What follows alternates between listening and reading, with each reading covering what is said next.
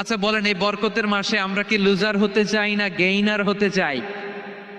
ইন্না আনজালনাহু ফি লাইলাতিল কদরি ওয়া মা আদরাকা মা লাইলাতুল কদর লাইলাতুল কদরি খায়রুম মিন আলফি শাহর। পড়েন আল্লাহু আকবার।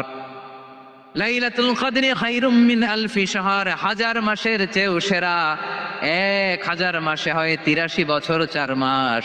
83 বছর 4 মাস টানা ইবাদত করলে যেই সওয়াব, কদরের রাতে ইবাদত করলে অতটুকু সওয়াব আপনি পাবেন, আল্লাহ সেটা বলে নাই। আল্লাহ বলে তার চাইতে বেশি সওয়াব দিয়ে আপনার আমলনামা ভরে দিবে কে? কদর যেন মিস না হয়।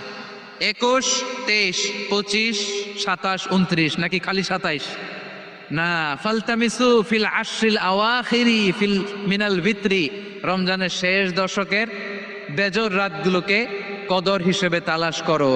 আল্লাহর হাবিব সাল্লাল্লাহু আলাইহি ওয়াসাল্লাম শেষ 10 দিন টানা ইবাদত করতেন, টানা ইবাদত।